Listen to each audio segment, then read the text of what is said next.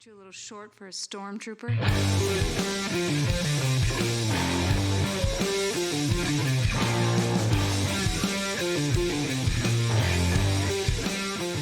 What's up, nerds, and welcome to another episode of the Multiverse Report. We are recapping the week's nerdy news from Hell's Kitchen to Geonosis, Attack of the Clones reference, and everywhere in between. I had to specify Geonosis because there was some pre-roll conversation over the difference between Geonosis and Geonosha, or Genosha from the X-Men universe and the Star Wars universe. They're similarly titled things. We had to look up spellings and everything. I thought they were both called Genosha. I was totally wrong. Bugs, my name is Mike Gibson. Mutants, it happens. Yeah, alien bugs, mutant haven, whatever. My name is Mike Gibson, one of your co-hosts for the Multiverse Report. With me, as always, is Steve Haller. What's up, Steve? Well, as always, a hell of a lot of nerd news, because why would Hell's we... Kitchen of a lot of nerd news. Seriously. Why would we have a week where we weren't wildly busy with things that got dropped on things like Disney Plus Day? Oh my gosh, I know. Oh, plus we both got haircuts. That's a big thing. Let's cover that up top. Breaking news, both Steve and I got haircuts. Yeah, if you're listening to this on the podcast, I have no hair on my head, going from about 12 inches of mane. Yeah, it's a big difference. Mike got quite a trim up, so we're good to go. Yeah, same style, shorter hairs. So moving on from that universe into the aforementioned Disney Plus Day. This was like kind of Disney's version. It felt like last minute to me. I don't know how you felt. I felt they were like cramming for. Yeah, like we need some to generate some buzz. What do we got coming out? Let's all do it on the same day and announce some stuff and whatever. Because, I feel like sure, there was a good amount of stuff that was added to Disney Plus. There were some cool teasers. Although they were real teasers, very short. We got a bunch of logos for stuff that we already knew about. There wasn't anything like really too huge, but it was still like they made a big deal out of it, and they did generate some buzz for sure. I saw at least one person on Twitter say something like, man, I thought I wanted more footage from DC Fandom, and now basically saying they didn't really give us any much of anything at all from this. But what we did get from Disney Plus Day, we got a few teasers. We're going to talk about the teasers first. I think we're going to kind of run through everything else because the teasers are kind of the biggest stuff, at least for me. And they did this in a way where they didn't release these like individually on YouTube. They posted a thing on just Disney Plus. You have to be a subscriber to Disney Plus to watch this. It's like a 15-minute thing for Marvel stuff. They kind of had a Marvel thing and a Pixar thing and Lucasfilm stuff, like kind of bucketed out together like they do with their content. So the Marvel thing was like this 15-minute long thing, about half of which was scenes from shows we'd already seen, which I thought was very frustrating. Like I've already seen WandaVision. I don't need a recap of Falcon and the Winter Soldier or Loki. I've seen all that stuff. Yep. And What If? I just saw What If. I don't need to be reminded of this. I'm here for the new stuff. When they did start giving us new stuff, it was great. It was a super long clip. It seemed like a fully edited clip from Hawkeye. Yeah. It seemed like actual roll footage of like what we're going to see come 2 weeks from now. Yeah. Oh man, 2 weeks. That's so close. I'm so excited for that show. Yeah. A lot of it was like was made to look like it was all one continuous take of them in the car. Camera keeps rotating between the people chasing them, the tracksuit Draculas, if you read the comic book, chasing them, and Hawkeye 1 driving, Hawkeye 2, Kate fumbling with trick arrows and trying to find the right one. It was really, really cool. And there's actually been I guess they released the first like 2 episodes to a lot of critics, and there's been a lot of positive feedback about it. Nice. People saying that the chemistry between the two is really great, and there's just a lot. It's very fun. There's a lot of action, and it's going to be great. And I hope it is, because I don't know if you started reading we both talked about how we both ordered the Fractionaja run. I'm doing real good. I'm over halfway through it. I'm definitely have it done before the show. The next couple of days I'm traveling for work, so I'll probably pick up a good bit of chunk on that. Yeah. people, if you're out there listening, this book lives up to the hype. You've heard people talk about the glory of the Matt Fraction, David Aja Hawkeye run. It does not disappoint. I had read a volume or two of it, but now I'm reading the whole thing, and it just keeps getting better and better. The Kate Bishop character is phenomenal.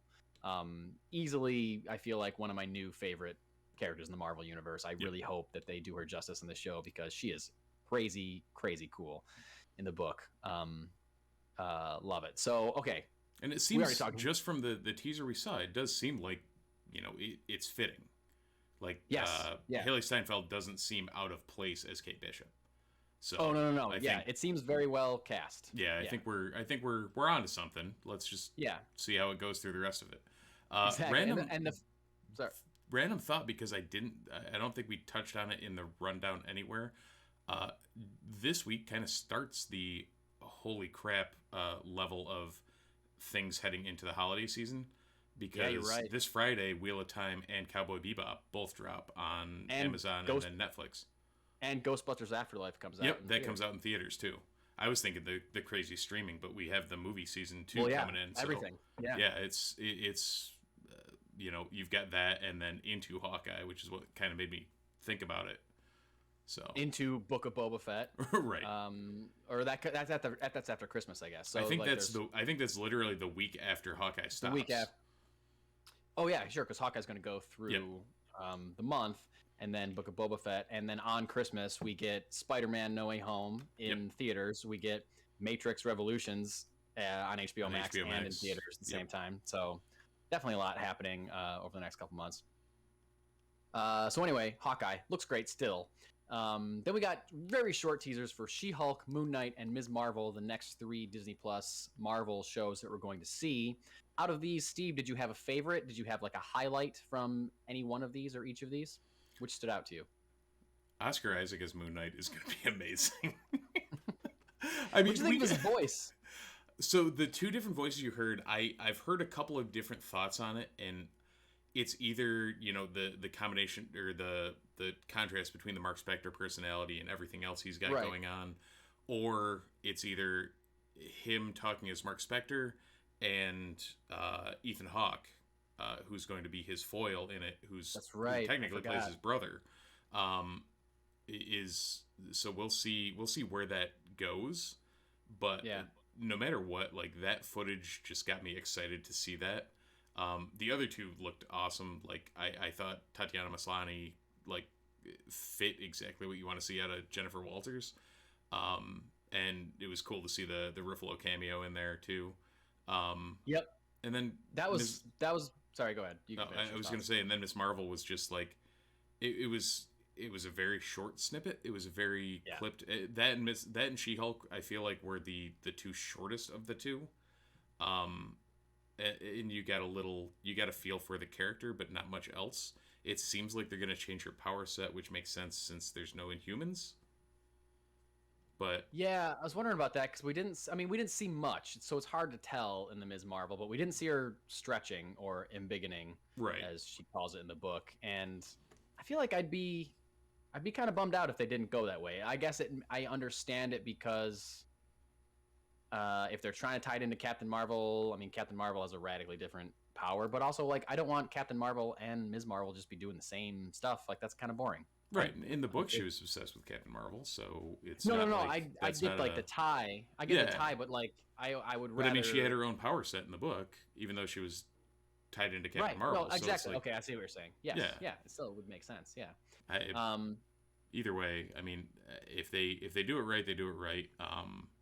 It's a good story in general. Like, I'm curious. After seeing that clip, I'm curious how far from the source material they're going to go with it. But if they do it right, they do it right. I mean, they've strayed from source material on other things where they've done phenomenal on it. So for sure. I'll always hold out hope. Yeah, I know. And I feel like, I mean, the MCU has a pretty good track record of staying true to the comic books, at least in spirit, and embracing the weirdness of the characters. So I don't know. I'm still assuming that she is going to be stretching, and they just didn't have the CGI done for it yet. Definitely looked like they had some CGI done for Moon Knight, because we did see him, like, at least leaping across a building and fighting some dudes. Honestly, my favorite from this crop was She-Hulk of those three. Yeah. Like, I just thought that was so cool. There was some classic She-Hulk fourth wall breaking. For those of you noobs, Deadpool's not the first character to break the fourth wall in comic books. It was She-Hulk. So we got some of that. Just like, I wish we had seen the whole characters. We got some shots of like her legs and like as the camera was kind of moving up, but then it cut away. I just wanted to see what she looked like. It was really cool. They teased it hard at the end too, where in that end roll of footage they had a picture of her in like a red carpet dress, but the green leg showing. And I was I wonder where they're going with this, because I know. And it looks, because when she was green, it looked like she was bigger. So it seems like they're going to increase her size digitally, which would make sense. Because I did really like, there was that scene where like Mark Ruffalo's Hulk has her in some kind of like testing machine, and she's a lot smaller than like Mark Ruffalo's Hulk. And just that size difference alone, I thought will probably make for some interesting comedy or whatever have you, if he's going to be Hulk the whole time, if he's not going to be Bruce Banner at all, even when she's not She-Hulk, if she's just like a tiny little thing and having to pal around with giant Hulk, like that alone I think would be at least visually interesting and fun, it seems. Because it looks like they're keeping with the fact that he's, you know, the controlled Hulk, the Professor Hulk look through the rest of what we've seen, at least. I would assume that might be what we've seen, or what we see for Ruffalo going forward, is just him in Professor Hulk mode. Except something that we're going to talk briefly about in a little bit, where he was not Professor Hulk mode. I don't know if you remember. Well, we'll get there. We'll get there. All right, we also got those are the new teasers and new footage we got. We also got a bunch of logos for things that we already knew about, that I just had the moment of realization. Yeah. We got a bunch of like logos for stuff that we kind of already knew was happening. Secret Invasion, Armor Wars, Ironheart, the recently announced Agatha House of Darkness. We didn't know that's what it was called, but we knew that they were making a show about House of Harkness. House of Harkness. I thought it was Darkness. I guess my brain read it weird. About the Agatha Harkness character. I would much prefer Agatha House of Darkness than I would Agatha House of Harkness, but that's a whole... We can rant about that for hours if we want. Yeah, we'll see.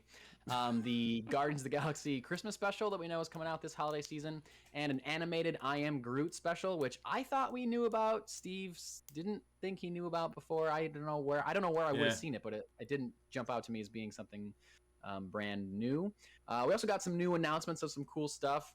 A live-action Disney Plus series based on the character of Echo, who is set to debut in Hawkeye. Echo is a lesser-known Marvel character who is deaf. She is I want to say, adopted daughter of Kingpin, the character, I think, of Wilson Fisk, and has ties to Daredevil, has been like a sidekick or like, helper, whatever you want to say, to Daredevil in the comic book. So I'll get back to that in a second. We also got an announcement of What If Season 2, announcement they're making a Marvel Zombies animated series based on spin-off from the What If episode, I guess. A show called Spider-Man. Yes. Spider-Man Freshman Year, an animated series that is said to be a prequel to the introduction of Peter Parker in the MCU. So prior to him showing up in Captain America Civil War, this could be the origin of that version of Peter Parker, the Tom Holland Peter Parker that we have never seen, because they made sure to stay away from that in the movies because they knew that we were all sick of seeing it after Tobey Maguire and Andrew Garfield. But this could be the show where we see him get bit by that radioactive spider, where we see Uncle Ben dying, all that kind of classic Spider-Man origin stuff, great power, great responsibility, all that kind of stuff that we love. Spoiler alert. Come on. Yeah, sorry. We love all that stuff, but at the time where this Spider-Man was introduced, we were all kind of sick of it. It was oversaturated a little bit, so it gave us a break from it, which I'm grateful for. But now 100%. I'm ready to see a version of Tom Holland's Spider-Man get bit by that spider. Yeah. And they haven't said this, but if Tom Holland is doing the voice for his Spider-Man in What If, then why couldn't they get him to do the voice of Spider-Man in this show? That'd be cool, right? We also got something I'm very excited about, and Steve, I know you probably are too. Announcement of this is possibly the biggest new thing that came out of Disney Plus Day for me. X-Men '97, a revival of the late '90s X-Men animated series featuring the original creative team as back, at least either involved in different levels, some like executive producing or more hands-on. They developed the pitch for it, I guess, to Disney Plus, and also returning a lot of the original voice actors and some new ones to fill out the rest of the cast. And it's said to be a continuation of the series from the 90s. It's not like it's a sequel. I guess we don't know if it's going to pick up directly after the end of season 5 or whatever, how many seasons we got of the X-Men animated show. And I'm not really sure, but it's going to be a continuation of that universe and storyline, regardless of when it may or may not pick up. So, Steve, I just mentioned a ton of stuff. What of these things were you most excited about, or did you want to dig into more? So you nailed it. I'm easily most excited about the X-Men 97 reboot. There's, for one, it'll be the first thing with the Fox properties that we're getting a proper... You're right. Yes. It's the first Disney... mutants that are acknowledged on Disney Plus. Yeah, a Disney-owned X-Men thing will be the first thing. Yep. You're right. So that's a nice step into that direction. They did retain Bo DeMaio, who was the original creative director, executive producer on the series, and like you said, a bunch of the other creative teams. So I think it'll be in the same vein. I don't know if it will be, or if I want it to be a direct continuation, or if they just take it and adapt it to wherever they see fit. Like, run with it. Give me, as long as they don't change the theme song, I'm fine. Oh, there's no way they can change that theme song. There's no way. I was debating setting that up as a drop. Like, I figured out how to use a soundboard, and I was debating setting that up as a drop as soon as you said that. As I started to see if I could throw you off. Amazing. But couldn't pull it off. But I'm excited about Echo. And here's why I'm excited about Echo. I'm excited about Echo because of her ties to the character of Daredevil. Mm-hmm. If you've been paying attention to nerddom, fandom, rumors, or even this podcast at some times, you will know that it has been heavily rumored that the Charlie Cox version of Daredevil, or at least that actor who played Matt Murdock in Daredevil in the Netflix series, is going to show up in Spider-Man No Way Home, making his debut in the MCU, therefore bringing the character of Daredevil, played by that actor that everybody loves from that amazing Netflix series, into the MCU. Now, this is something that fans of the Netflix shows have wanted for a very long time, because if Charlie Cox's Daredevil's there, is Jessica Jones there, Luke Cage, Punisher, like, we want these characters again. We want them back. You took them from us at a time where they were thriving mostly on Netflix. We want them back. So is this possibly a way to bring those characters in, or at least reference them, touch on them, introduce them, reintroduce them to the MCU in a way that isn't Daredevil season 4, possibly? I mean characters like Kingpin or other side characters. Like, if Charlie Cox is going to be in No Way Home, clearly that would be his introduction into the MCU. Right. But this could be a way to, like, bring back Vincent D'Onofrio as Kingpin, which, for me, one of the greatest casting villains of all time. He's up there with, for me, Heath Ledger's Joker and Michelle Pfeiffer's Catwoman and Batman Returns. Like, this just top tier villainy right there for me. That was the definition of, when you saw that show, you did not know that you needed Vincent D'Onofrio as Kingpin. I didn't know I needed Kingpin at all. Any Kingpin. Yeah, and now you can't see anything but Vincent D'Onofrio as Kingpin. Yeah. I think Kingpin, I think of Vincent D'Onofrio, and I think of Into the Spider-Verse. Yeah. Because that Kingpin is also amazing. Oh, God. So what if... Oh, sorry. I'm just going down a mental rabbit hole. What if they decide... sweaty. Here we go. What if they decide to reboot... So after we see this, if it's Matt Murdock as Daredevil, maybe he turns in the mask, and then a solo Daredevil series starts up with the Zdarsky run. Oh, man. With him no longer being Daredevil. but it's still Charlie Cox. I kind of want him to be Daredevil, though. That's the well, thing. you know, as that progresses, things happen. But the I mean, I'll take it no matter what, because I love that actor and I love his take on that character, and I just want it back. And the thing is that he was so good, and the writing was so good, and that show was so good. Yeah. That all through, besides the last moments of the first episode of season 1 and all of season 2, he's not even wearing the Daredevil costume that we love, the red costume. He gets it at the end of season 1. Spoiler alert for the show that's been off the air for 5 years or whatever. He gets the Daredevil costume at the end of season 1, wears it through season 2, but then loses it, or someone else steals it from him in season 3 or whatever, and doesn't wear it at all. It's in season 3. It's the final season of the show. He doesn't wear the classic costume, and it was done so well that I didn't care. And I'm someone that wanted, like, there's people that didn't like that costume or thought it was like silly looking or whatever. I loved it. I wanted to see it more. I loved him in it. Give me more of that. And I was like, am I not getting this costume? I guess not, but fine. This still is the greatest show that Marvel's ever made. So I don't care. So anything they want to do, you're right. Fine. I'll take it. But I would prefer to see him in a red Daredevil suit punching people in the face. It's really what I want. Fair enough. I'm like probably 3/4 of the way through this Zdarsky run. Really? And it's just on my mind. Like, it's just going. Sure. I'm like, oh, this is really good. It would make for a really good series. If we wanted to do the Elektra thing, where they made Elektra Daredevil, that would be cool. We could do that. And he could just be Matt Murdock. Yep. So anyway, so that's all the stuff that we got from Marvel on Disney Plus Day. But we're not done with the Marvel Universe yet, folks. This might be a long episode. We're not moving as fast as I thought we were going to be.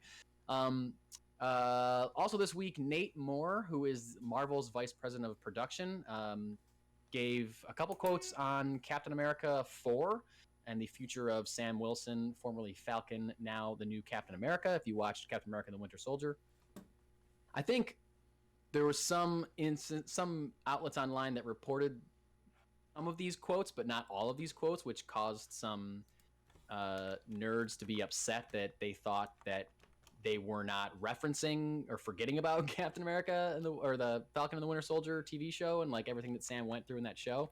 If you read the entire quotes that I'm about to do, you can see that that's not what he means at all. Nate Moore, Marvel's Vice President of Production, was quoted saying this about the future of Captain America, and basically addressing like, what does it mean that Sam Wilson is not a super soldier, and how is that possible if Captain America is not a super soldier? He says, I think he's not Steve Rogers, and I think that's a good thing, because to me, this new Cap is Rocky, meaning Sylvester Stallone character of Rocky. He's going to be the underdog in any situation. He's not a super soldier. He's not 100 years old. He doesn't have the Avengers. What happens with this? What happens when this new guy who announces publicly, kind of without the support, hey, I'm the new Captain America? What happens next? I think it's fascinating because he's a guy. He's a guy with wings and a shield, but he's just a guy. So we're going to put him through the ringer and make him earn it and see what happens when he is outweighed, outclassed, out everything. What makes somebody Captain America? I'm going to argue it's not being a super soldier. I think we're going to prove that. I think we're going to prove that with Anthony Mackie and Sam Wilson. So I think some people said we're going to make, some outlets reported we're going to make him earn it, as if that wasn't the entire point of the Falcon and the Winter Soldier TV show. Some people got upset that that's what was being said, that without reading the entire quote. Right. I like this quote. I think that's exactly what needs to happen, because he's right. This wasn't, I mean, we've seen, technically, Sam Wilson is the third Captain America we've seen. We saw Steve Rogers. We saw the guy whose name I can't remember, who took over for Steve Rogers that turned into U.S. agent. John Walker? John Walker. Both of those Captain Americas, in different ways, had the backing of the federal government, of the U.S. government. And it was them saying, this is our Captain America. Hey, everybody, like this guy, because we are telling you he's Captain America. Sam, like Nate Moore is saying here, doesn't have that support and doesn't have that backing necessarily. He's just saying, hey, I'm the guy. It's like you or me just walking out on the street and saying, hey, I'm Spider-Man now. or whatever, pay attention to me. How's that going to go? It's not always going to be received. It may not be received well by certain groups of people or whatever, but I think that's what makes it interesting. I'm intrigued that he says he doesn't have the Avengers. What does that mean? Like, why wouldn't he have? Are there people in the Avengers that don't think he should be Captain America? Like, what does that quote mean? He doesn't have the Avengers. There are Avengers that are around.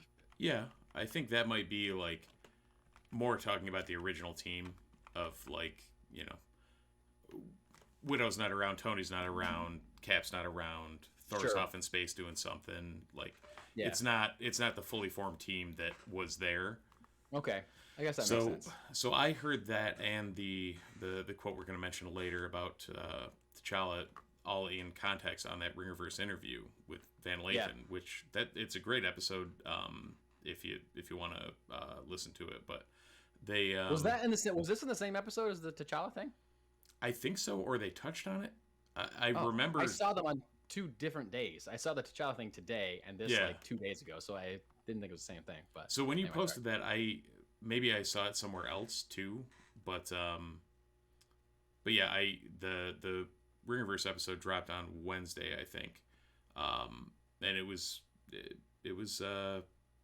I remember hearing that and hearing the T'Challa news.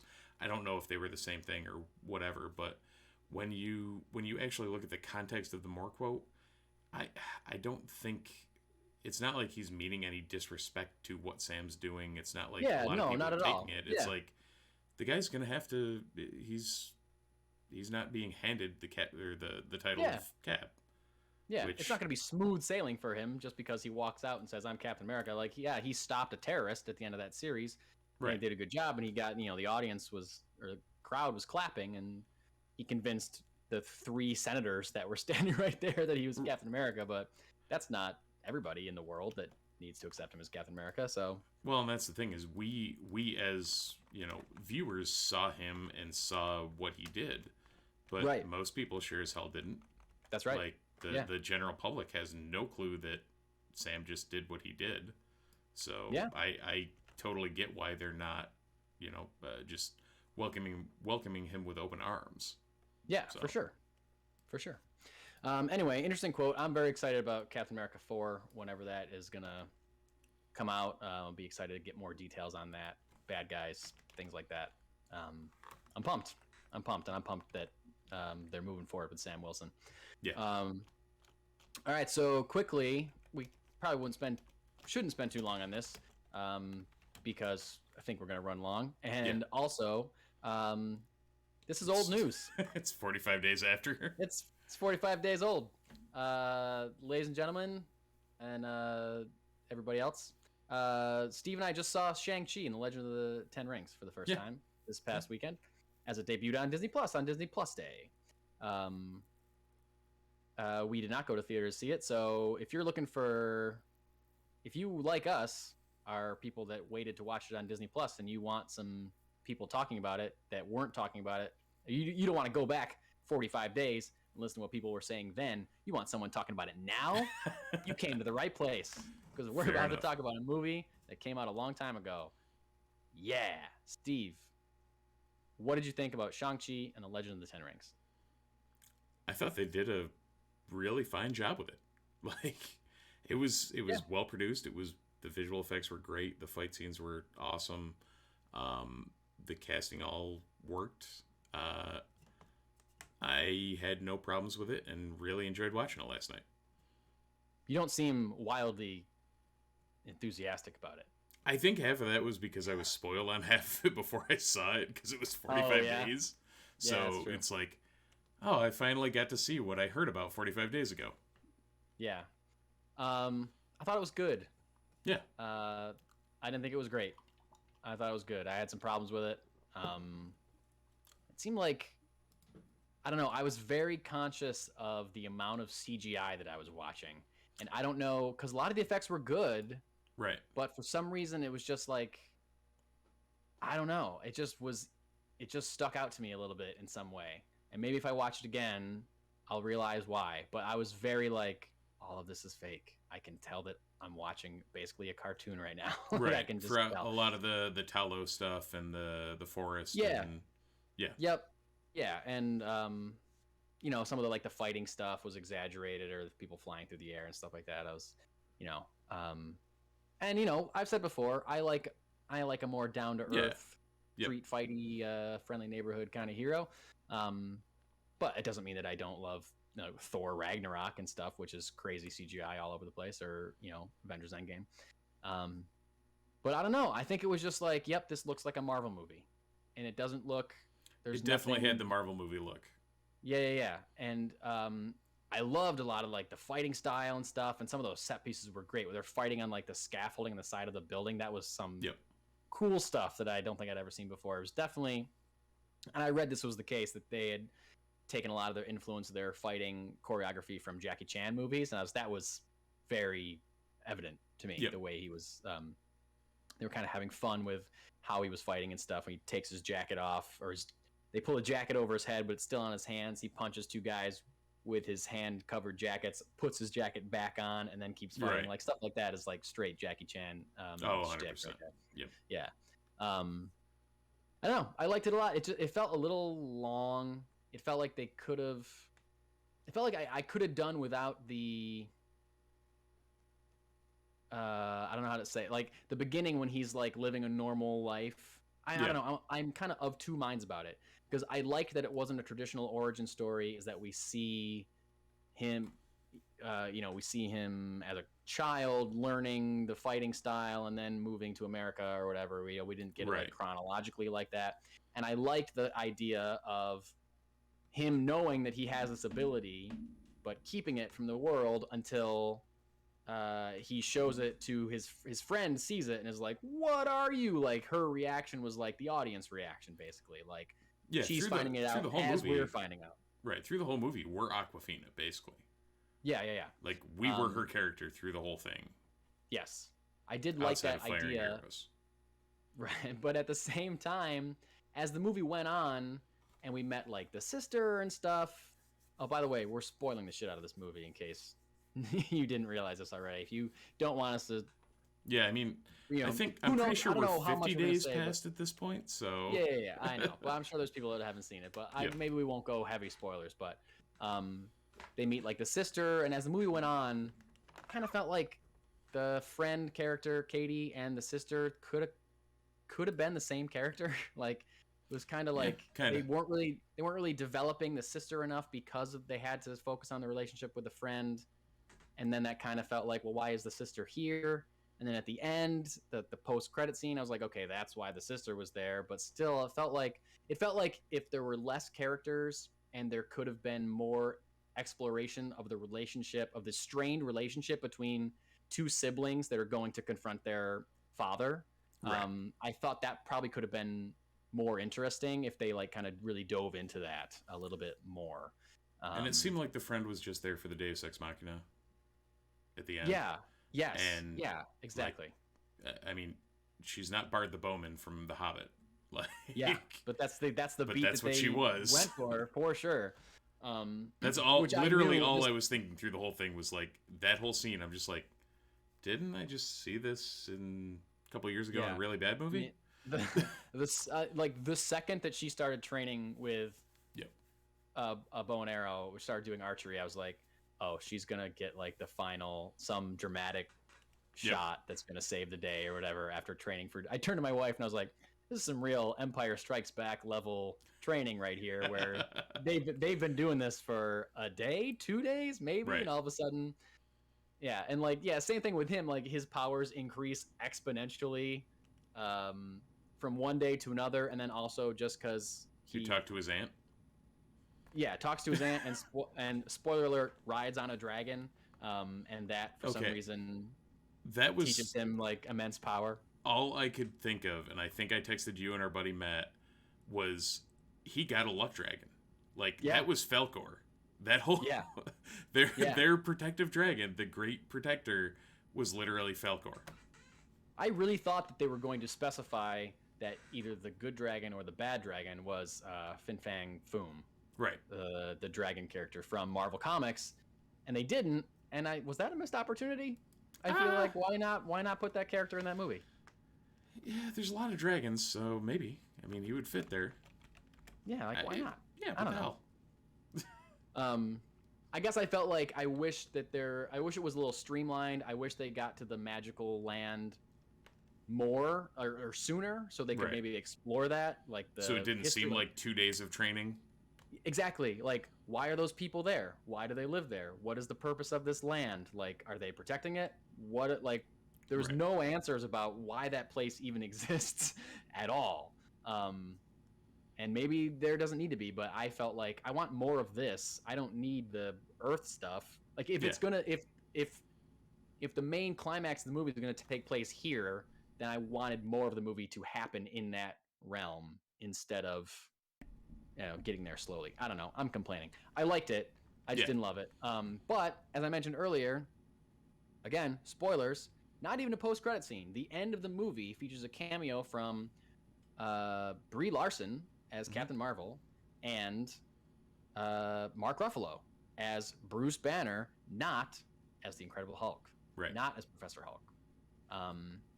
So I thought that was strange because again, when I saw the She-Hulk teaser, or no, because I saw the She-Hulk teaser before I saw this, I was like, okay, well, when is this taking place, and can he change back and forth still? I guess they never established that he couldn't change back to Banner, just that he had melded both and preferred to be just Hulk. So I guess part of me is like, well, why wasn't he Hulk in Shang-Chi, or why is he Hulk in She-Hulk?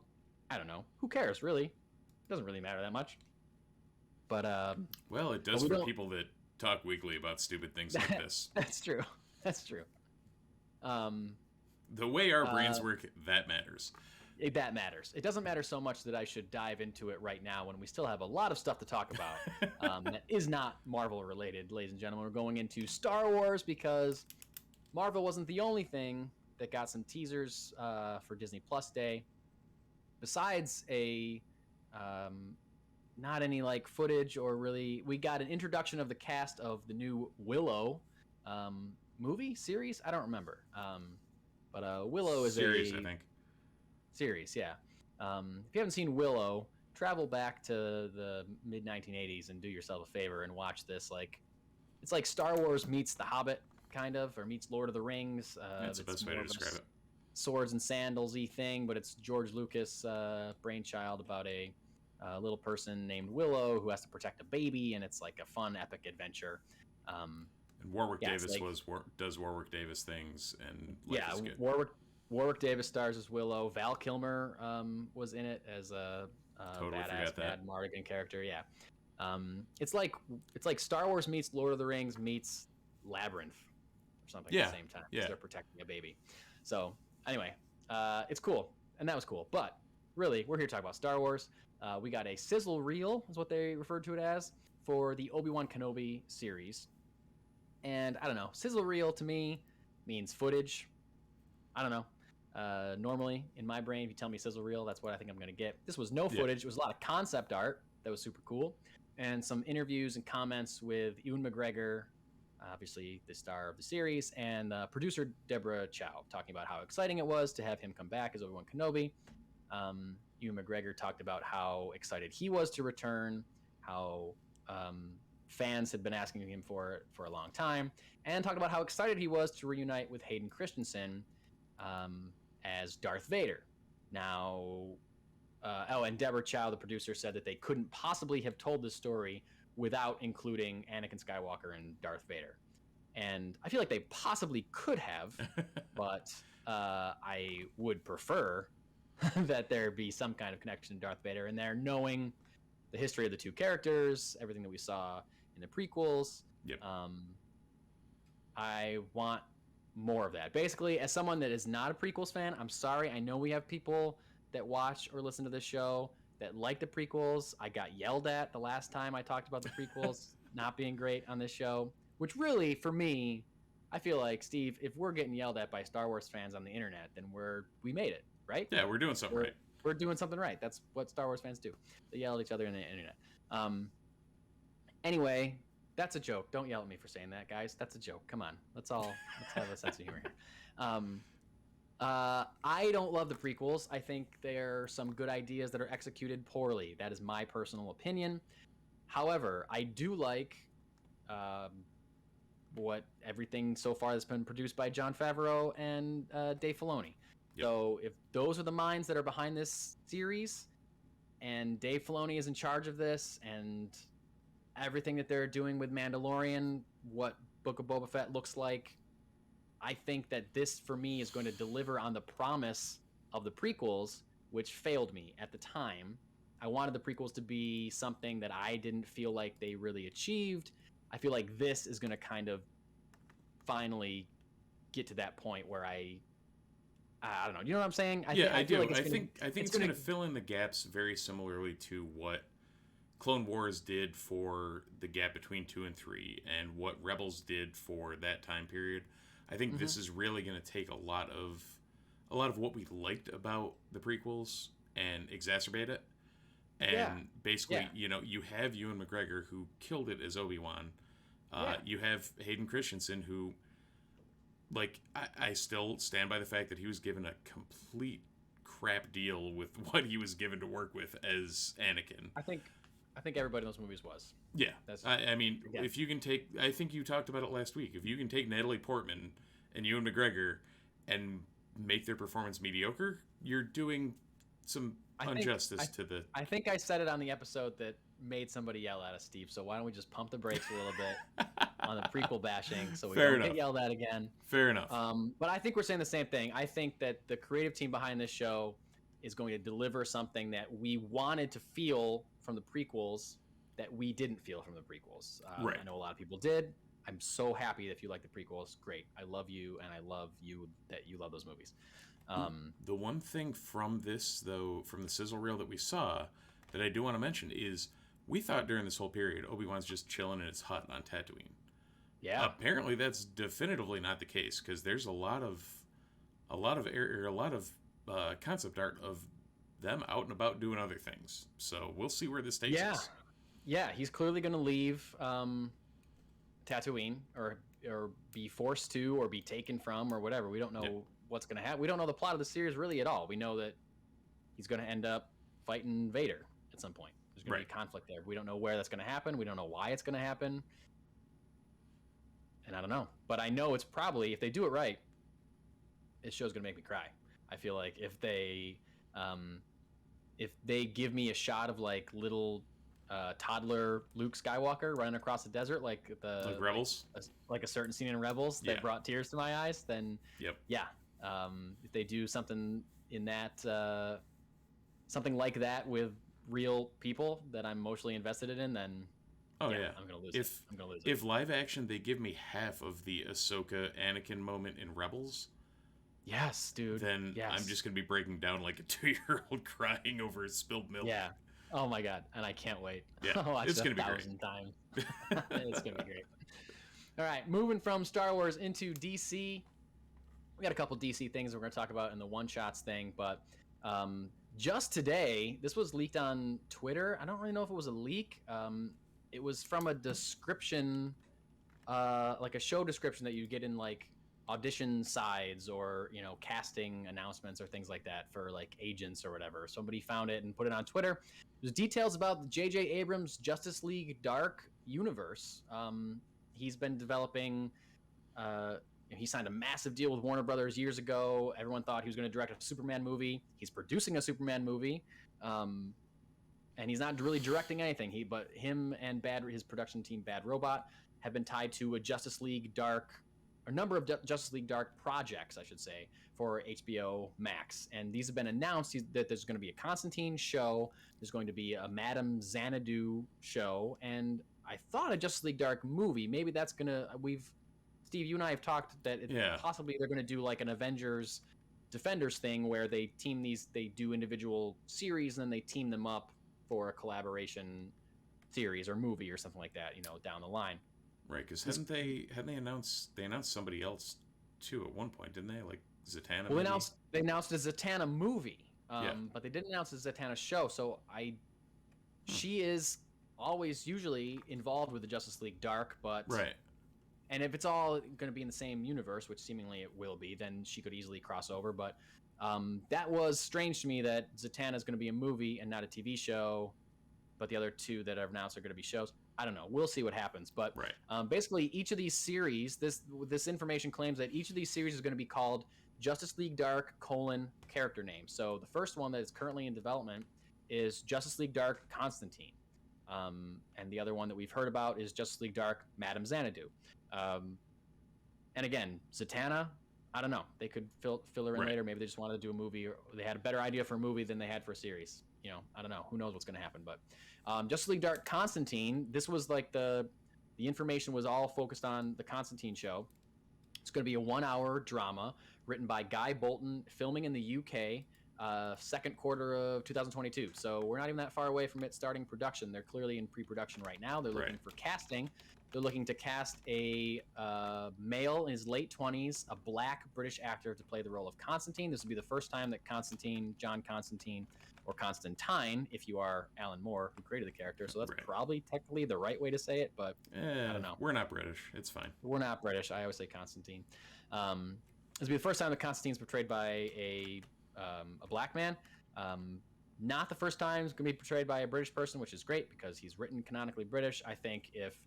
I really like the Keanu Reeves movie Constantine, but I think if that movie, I think that character was played by a British actor, not Keanu Reeves, it would have been better for me. It's a great movie, but that role was clearly written for a sarcastic British person and not Keanu Reeves. Anyway, the quote about the show, again, from this information says it's going to be a darker reinvention of the character, different from any previous live-action versions, including the CW version or the CBS version. Sorry, NBC. Focusing less on religion and more on the horror elements from the comics. So that sounds great to me. I am very excited about. I don't know. Constantine is a super cool character because there's horror, there's demons, there is religion, there's God, there's devils, there's everything, and there's just, you know, kind of a downtrodden, sick of it all, sarcastic, chain-smoking British guy just trying to make it through another day, dealing with all this stuff. And, you know, he is a window into this universe. I think he's a pretty accessible character that gets you into crazier places, magical realms. You know, it could easily be a thing where Madame Xanadu pops up in his series and then spins off into her own thing. Could easily be a thing where Zatanna is referenced or mentioned or met and then spins off into her movie. I'm really hoping that Swamp Thing is introduced either in his show or in somewhere in this Justice League Dark universe that they're kind of building.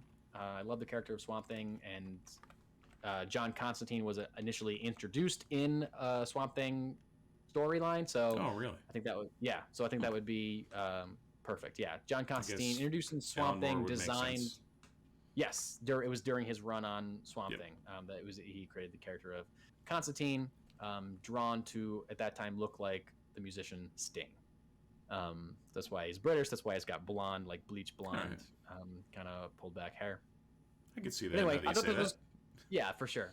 But I thought this was cool, and again, it's more news that this is moving forward, and I don't know. I like that they're seemingly putting so much effort into this little darker, horror-focused corner of the DC universe because it means they see the universe as more than just, you know, Batman, Superman, and Wonder Woman, and that they're developing some of these lesser-known, quirky, off-to-the-side characters, especially that are like horror-focused.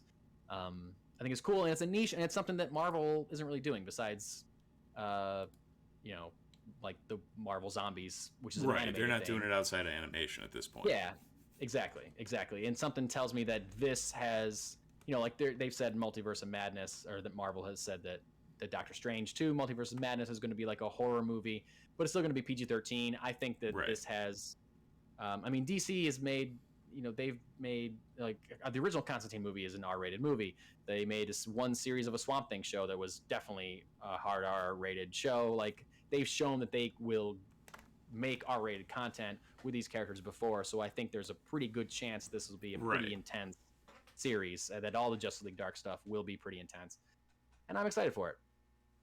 So that's that was a lot of me talking. Steve, do you care at all about Justice League Dark? No, I mean, I'm intrigued characters? by it. Like, I think I told you I'm next on the docket after I finish the Darkseid's run is more Swamp Thing, so I'll probably have more of a tie-in as soon as I read that. Yeah. But yeah, I mean, it seems the whole premise seems solid to me, and like a different look on a lot of this stuff. Like you're saying, nobody's really doing this darker version of a lot of things. Yeah. So I don't see, like, outside of The Boys, you don't even have like a weird spin on like dark comic book stuff. Right. So yeah, I think it's good. There's a niche to be filled. Yeah, I agree. It's somewhere like between The Boys and Doom Patrol. Yeah, yes, that's a good way to put it, I think. Yeah, and with a touch of the macabre in there as well. Like, for those people that may not know, Justice League Dark is basically a team of more like horror or macabre focused or themed characters: Swamp Thing, Zatanna, Etrigan the Demon, sometimes Deadman, Constantine, Madame Xanadu. There's a bunch of like people that deal with death and demons and magic and things like that. Kind of working in the shadows of the DC universe, you should say. Not necessarily dealing with the giant monster attacking the city, but they're dealing with like the hive of vampires underground or whatever like that. They're not like public facing necessarily, but they're getting the job done. And it leads to obviously darker and scarier stories. So I don't know. I'm excited to see where that goes, and hopefully they're all great and well done. Yeah, and I'd assume someone like Justice League Dark would deal with something like vampires. Yeah, for sure. And yes. I believe you had a Kickstarter that had to deal with vampires. I did have a Kickstarter. I don't have a Kickstarter anymore, Steve. You know why I don't have a Kickstarter anymore? I think it's completed and funded, sir. Because it's completed and it's funded. Thank you to everybody. One, Steve, thank you for bringing this up so I can continue to talk about myself. But thank you. If anyone out there listening is someone that backed my Kickstarter for The Amazing Shakes #1, Vampire Girlfriend, I thank you from the bottom of my heart. The campaign just wrapped up this yesterday. That seems longer ago than that. I feel that's like the reason why we're recording on Monday even. That's right. Yeah, because I was like, hey, my Kickstarter's done. I'm not doing anything tonight. Sorry, Steve. Can we do tomorrow instead of tonight? I just want to kick back. And I did. But I still feel the need to compulsively check my Kickstarter, which I have been doing for an entire month. And now I'm like, oh, it's over. I don't have to check it anymore. I don't have to check it. So thank you very much. Backer surveys are going to start going out probably end of this weekend. I'm just kind of taking a moment to breathe and decompress and not promote it as much anymore. But so we'll get the ball rolling on that. Now the ball's in my court, obviously, to get all that work done and get all that information from you guys. So thank you so much if you contributed to that. Really appreciate it. But speaking of Kickstarter, we're doing a Kickstarter call out today. I got a message from somebody on Twitter that was telling me about their book, and it was a book that was already on my radar. So I already knew about it. And I said back to this person, is it okay if I talk about this book on my podcast tonight? And they said, yes, absolutely. And then I forgot to respond to them. So I will make sure to do that, let them know what the name of the podcast is, and that we talked about it right now. Today is Kickstarter Call Out. We haven't done a Kickstarter Call Out for anything other than my Amazing Shakes book in quite some time. Sorry about that. But this Kickstarter Call Out, we're getting back into it. This is a campaign for an anthology book called Producing the End of the World. It's being run by an organization called Soda and Telepaths. The main guy behind Soda and Telepaths is this guy that reached out to me on Twitter named Anthony Pollock. Soda and Telepaths is an Australian-based kind of media outlet website that does comic book reviews, pop culture reviews. I think they host a podcast as well. Definitely a great supporter of indie comic books in general. They're very active on Twitter. He's very active on Twitter, sharing, retweeting, liking, just a bunch of a lot of support for the comic book industry in general, but also a focus on indie comic creators. Bittersweet news on this is that this anthology, Producing the End of the World, has been announced as the last project that will be made by Soda and Telepaths. Anthony is kind of closing the doors of that media outlet. He's going to focus on other things, still comic related, and I think he said something about more focus on like helping indie comic creators market themselves, which is something that he's good at. So Soda and Telepaths will be closing down after the production of this book, but this book, Producing the End of the World, looks awesome, looks incredible. It is a 160-page full-color anthology. Anthology meaning just a collection of shorter stories within one bound volume. It's collecting stories from a diverse group of up-and-coming comics talent. Each story explores a different post-apocalyptic scenario with focus ranging from the most intimate and human moments to the most epic and awe-inspiring cataclysmic destruction. With so many tales from so many unique voices, we guarantee there's a story for everyone in this world-ending collection. This launched on November 11th. It's got 40 more days to go, so it's a little bit more of extended amount of time. Usually Kickstarters are about a month. This is 40 days because they got a pretty lofty goal. This is a 160-page book they're trying to get made. So their goal is a little over $29,000. I think it was like $29,300, something like that. But the book is mostly completed already. They just got to do some lettering. So you don't have to worry about like delays with like writing or art because all that's done. They just got to finish lettering it and print it and it's done. Guys, go to Kickstarter and check out the artwork for this book. Is awesome. Steve, you seem like you're looking at it right now. I'm looking at it right now, and it's like, it's cool because all of the stories seem to have their own unique look to them, and all of them seem cool. Yeah. And judging, there's a description of each one of the stories on there too. From those descriptions and from the teasers of the art, you can tell that they are all very diverse in what they're talking about. They have different looks to them, different feels to them, different concepts. It's not like it's taking place in all of the same apocalypse. It's just like kind of what, different writers and artists saying, what is your version of the apocalypse? What is happening in your universe, your world-ending cataclysmic destruction? What's your version of that? So we're getting a lot of cool visuals, interesting stories. Some seem like they're going to be pretty intense. A lot of them seem like they're going to be pretty intense. This is definitely worth checking out. And like I said, they got a pretty lofty goal, so definitely kick in some money their way if you want to support indie comics for Producing the End of the World by Soda and Telepaths and Anthony Pollock. So check it out, people, on Kickstarter right now, live on Kickstarter. Other comics news, we got a look this week at a brand new Spider-Man villain that's going to be debuting in Amazing Spider-Man 88. Not the Green Goblin, not the Hobgoblin, not the Red Goblin. This is Queen Goblin. She is a red-skinned goblin creature riding the famous glider with black and gold, like medieval armor. Steve is shaking his head in disgust at the idea of another goblin. Maybe not disgust is a strong word. What do you think about this, Steve? Yeah, meet the new boss, same as the old boss. The Who said it best. I love that they're introducing a female Spidey villain. I hate that they're introducing it as a goblin. Like, there's so many different ways they could have taken things. Yeah. But they go back to the goblin pool. Like, you've already got, 5 different versions of the goblin that, like, what do you need another one? Like, I don't know. That's just my thoughts. But I don't know. This is probably the difference between somebody like you who reads and has read probably way more Spider-Man comics than I have. For me, casually, as a casual fan of Spider-Man, I think this is a cool idea because I'm not oversaturated with goblins. I know that there are multiple ones. But I like the idea of a female goblin.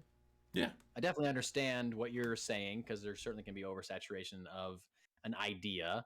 The Joker comes to mind as somebody that's a DC fan, where sometimes you feel like the only villain Batman is fighting is the Joker, and you want to break from the Joker because it's just more Joker, and it's more Joker, and everyone loves the Joker, and I love the Joker too, but sometimes I need a break from the Joker, guys.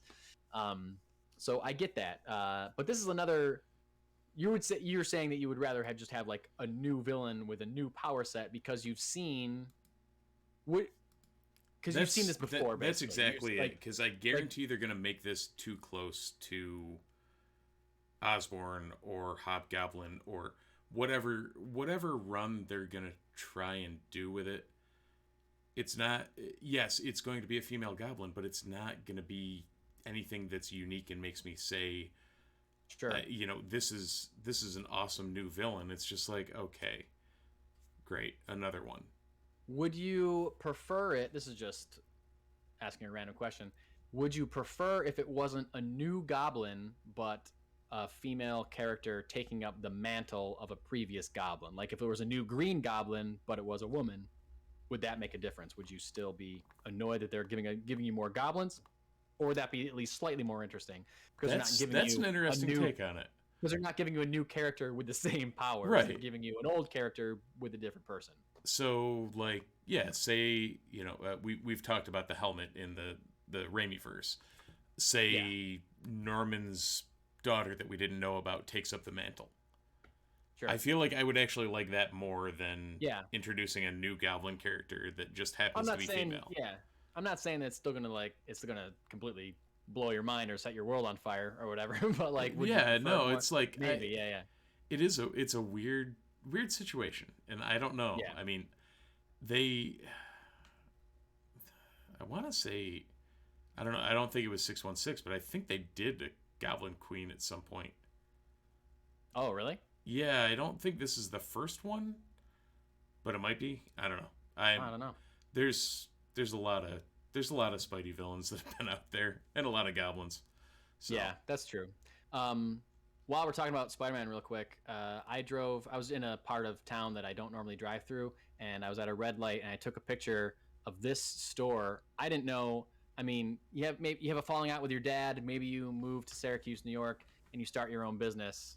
I didn't realize that Harry Osborn owned a building supply store in Syracuse, New York. Oh, that's amazing. But there is Harry Osborn Co., Building Supplies and Specialties in Syracuse, New York, not far from... So we now have the second Green Goblin taking up residence in the city. Yeah. He's right around the corner. Perfect. Yeah. So anyway, moving from Spider-Man and the Queen Goblin, we got a new trailer for Avengers Forever. I like when they make trailers for comic books.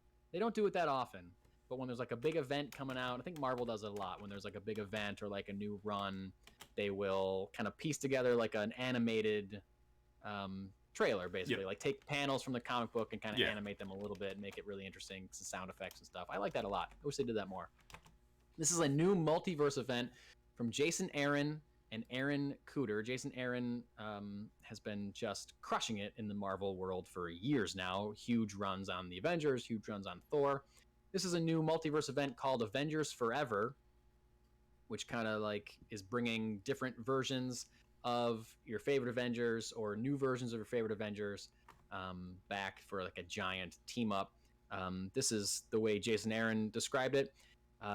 Avengers Forever is a slam bang supernova of a mega bomb that sends shockwaves across all of reality to Earth after Earth that's been defaced by the new multiverse Masters of Evil, to the ruins of Asgard at the end of time, to an Avengers tower that sits atop a bedrock of fallen gods and infinity's end. Along the way, we meet some new versions of Avengers that we know, as well as witness the return of some dear old friends in a series that will swing for the fences with each and every issue as the mightiest heroes of all Earths in the heavens look to assemble as never before.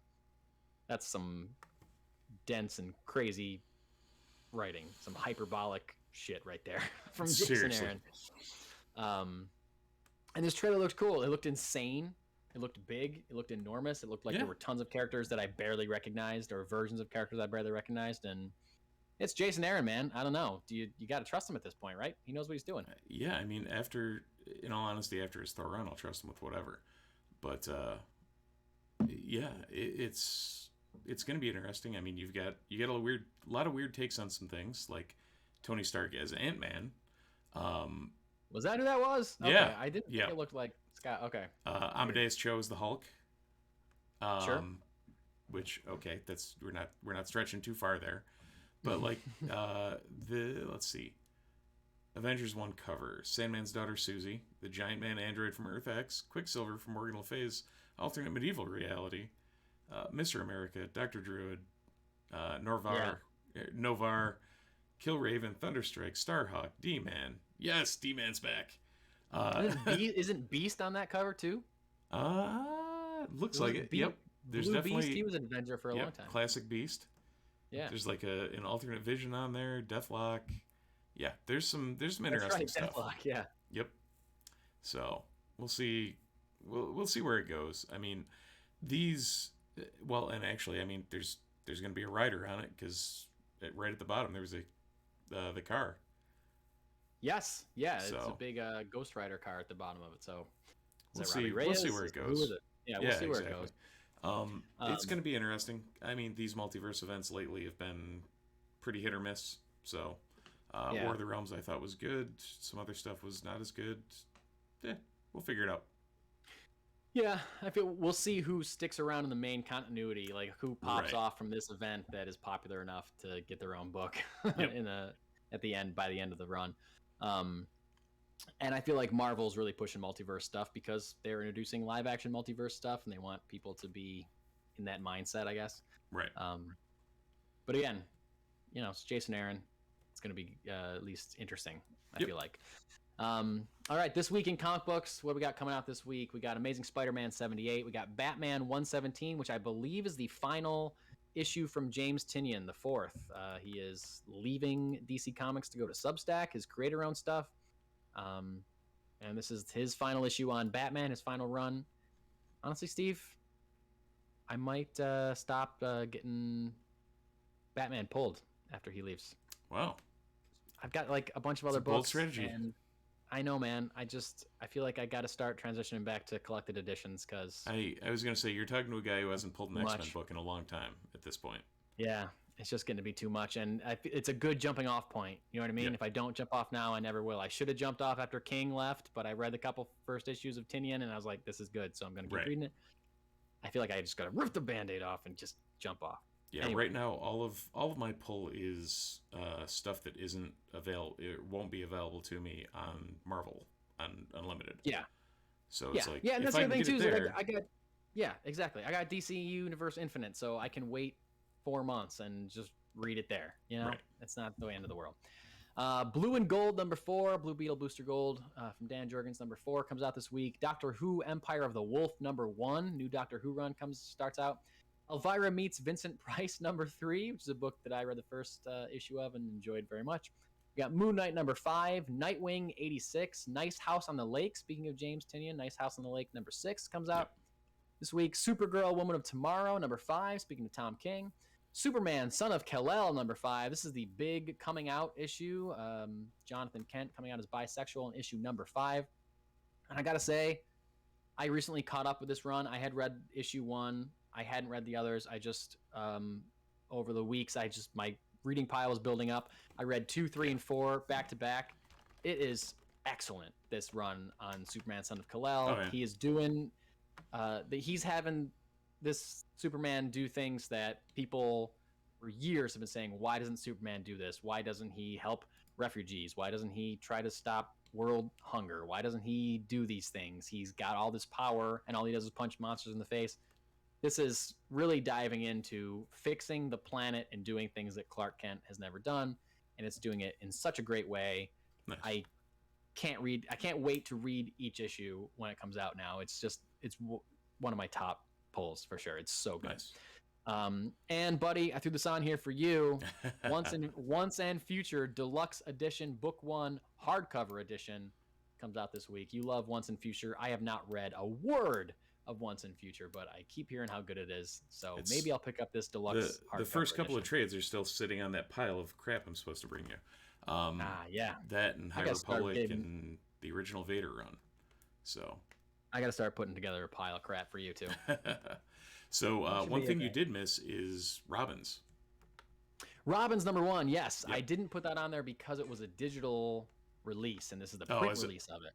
But if you don't subscribe to DC Universe Infinite, Robins #1 comes out, which is basically all of the core former Robins. You got your Dick Grayson, you got your Jason Todd, you got your Tim Drake, you got your Damian Wayne, you got your Stephanie Brown, all teaming up as their current incarnations to defeat, evil, like general superhero stuff. I thought you were going for your Stadium Barker there. Yeah. Robins, get your Robins here. Get your Robins. We got the Dick Graysons. We got the Red Hoods. It's really fun. I haven't read all of it that's available online, but this is now they're going to start coming out in print editions. So it's cool that they're kind of expanding that. I think DC does a good job of not waiting too long to their digital exclusive stuff. It's really only a couple months before it comes out in print if you don't subscribe to the app. So nice. That is really cool. All right, about to wrap this show up with some one-shots, ladies and gentlemen. These are stories that we wanted to mention, but not necessarily dive too deep into. So we're going to kind of go rapid fire through these and then go back and talk about them a little bit more at length so we can get out of here before the clock strikes 12.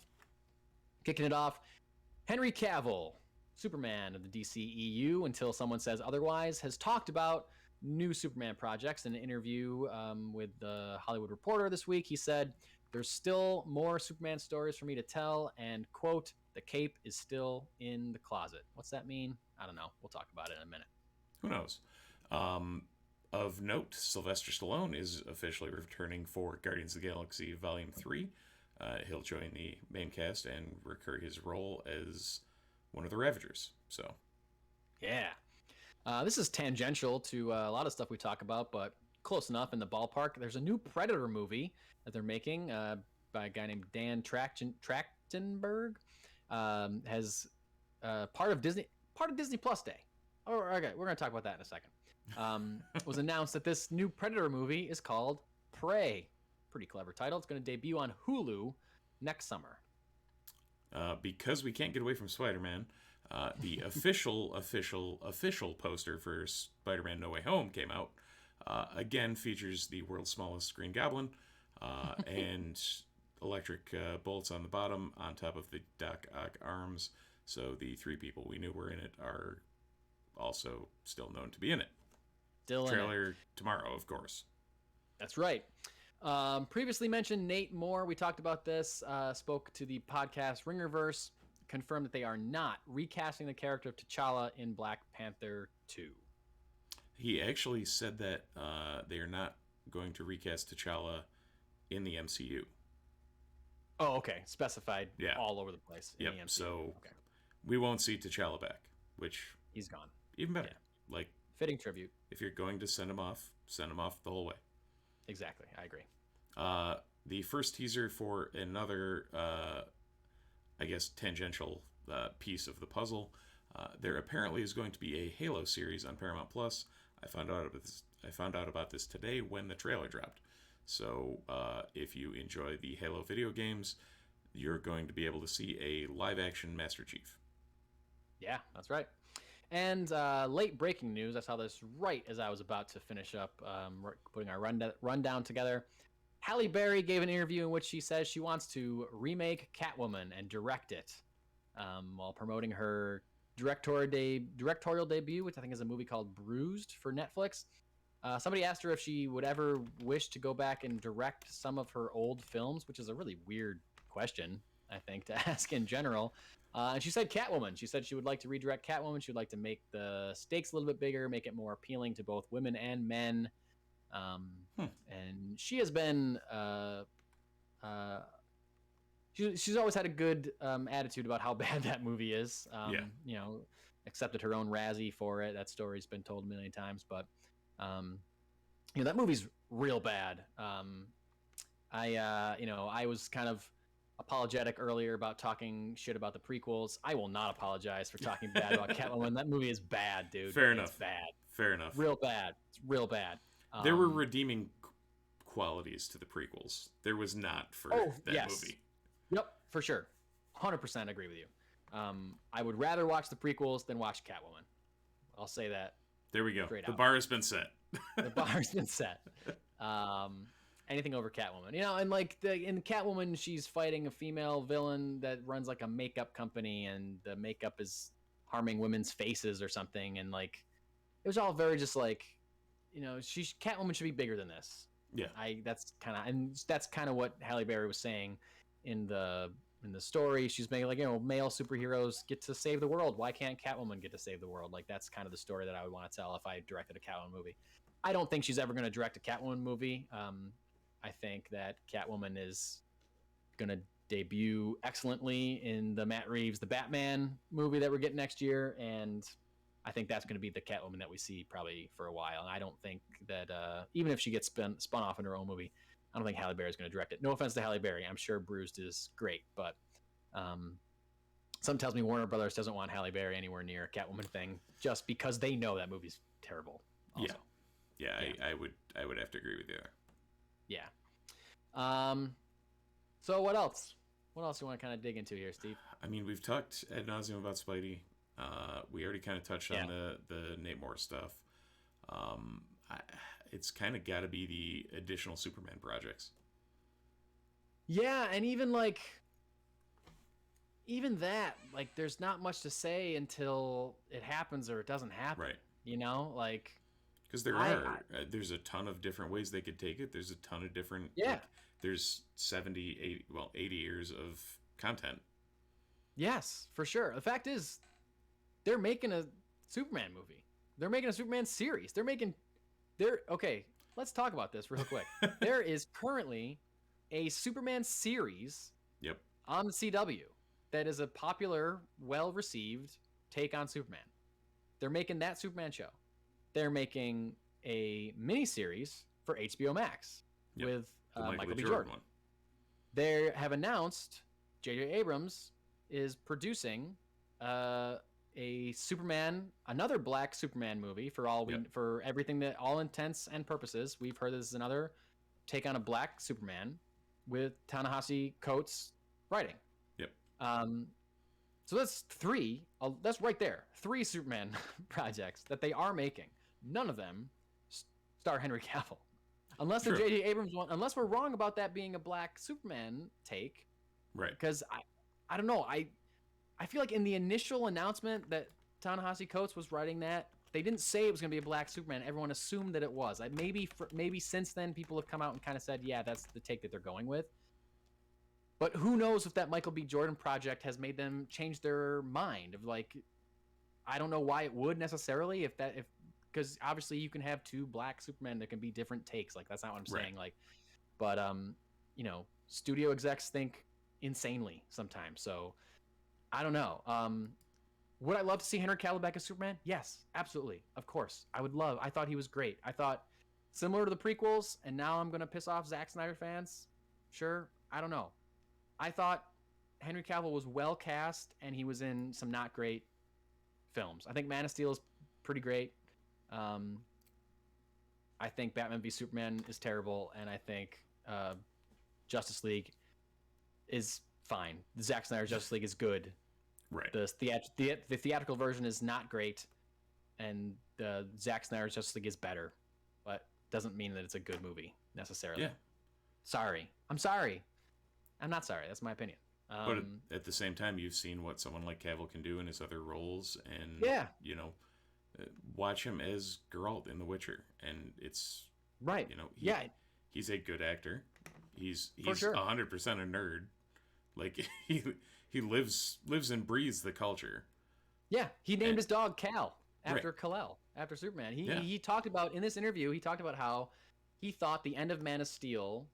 When he spoiler alert for Man of Steel, came out in 2013. At the end of that movie, he kills General Zod, which is something that Superman doesn't do. It's a very controversial take on that character for that time.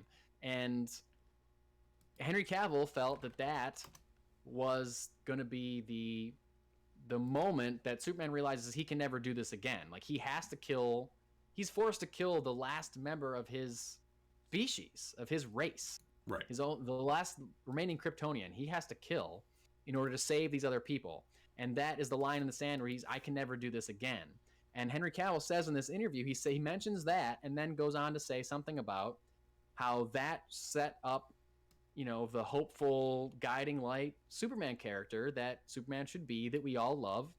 And he never really got to be that character. He says this in this interview. But the line, "The cape is still in the closet," is something that I think that he says in this interview, and also his like PR team or whatever said years ago when there was first rumors about him not being Superman anymore. And you know, there's rumors that he's going to show up in Black Adam. as a cameo. There's, he could show up anywhere. They're developing a Supergirl movie. Maybe he could easily show up in a Supergirl movie. But at the same time, if you're Henry Cavill, if you signed on to be Superman in the new, connected DC universe, you didn't show up to be playing second fiddle to Ben Affleck's Batman and then be relegated to cameos for the rest of your career. You signed up to be Superman. Like, the fact that there's not 3 just solo Henry Cavill Superman movies already is insane. Yeah. 100%. We should be getting Superman 4 next year, like Man of Steel 4 or whatever. Like, it's crazy to me. Yes, I want to have him back, but like asking Henry Cavill if he wants to return as Superman, what do you think he's going to say? Of course he's going to say yes. He wants to play Superman. Like, I feel like every once in a while there's a story like, I don't know, Tom Hanks was asked if he would ever want to be in a superhero movie and says yes. Like, that's not really a story. Like, who's going to say no to that? Like, really? Like, no. So it's a story because he's talking about it. And anytime he talks about it, it's going to be a story. But, like, it's not really a story until Warner Brothers pulls the trigger and puts him in a new Superman project. Absolutely. I don't know, and it's frustrating. I agree with you what you said about the Spider-Man No Way Home. Like, we got a new poster. I'm excited for the trailer tomorrow to see if that gives us any more, like, context. Right. If you saw the poster and you saw the original poster we talked about a week or two ago, like, why are they using the same tiny clip of the Green Goblin in the exact same spot in that poster? Like, you can't put him somewhere else? Like, that was the only resolution of the Goblin from the Raimiverse they could find, and they had to put it right there. You could just, like, reverse it and put him on the other side at least. No. Like, he's in the exact same position, the exact same place spot in that poster. Switch it up, guys. I think it's good that they're not recasting T'Challa. I know people are mad and people want more T'Challa. How many of those people just don't want to see a female Black Panther? I don't know. Well, Letitia Wright's got her own issues, but we could rant about that for a while. Exactly, and we did kind of last week. Oh, was that something that came up this week that I didn't put on the rundown? That did come up again. That's right. Is that let's talk about that? Yeah.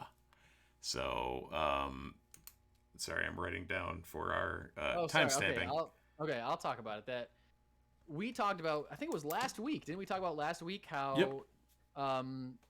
There was a Hollywood report about how she's still recovering from this injury that she had in August that was kind of downplayed at the time, but clearly if she's still recovering in November is a pretty considered injury, where Ryan Coogler, the director of Black Panther 2, has said that he has shot everything that he can shoot without Letitia Wright. And this report also indicated that she had been elevated to the lead of Black Panther 2, Wakanda Forever, indicating to you and me that means she's going to be the titular Black Panther. She's going to take up her brother's mantle and continue on as that hero. Now, Letitia Wright is an anti-vaxxer. So part of that report that came out last week was also her saying that there had been reports of her being kind of unprofessional on set, ranting about vaccinations being bad for you or whatever to her fellow coworkers. She came out and denied that. Yep. And that was part of that report.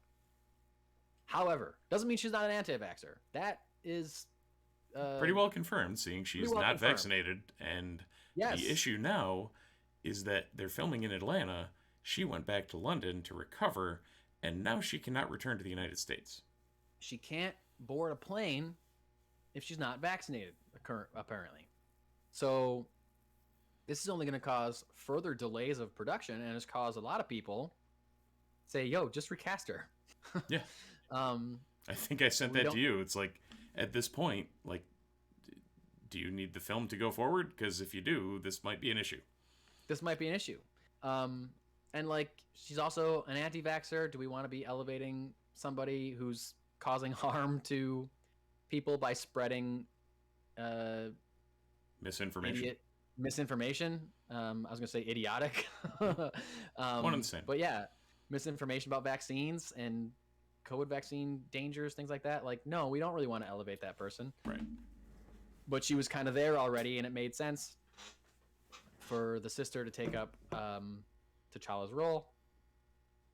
But I don't know. Do you see that? Like, is this the reason that everything was delayed? We talked about a couple weeks ago, everything got pushed back considerably. Is this the reason? Because Black Panther had to be pushed back because they knew that before it came out, they knew that she wasn't going to be back in time. She wasn't going to be back in January or whatever. You hate to think it, but there's a good chance of it. I mean, it's one of their major titles they're banking on.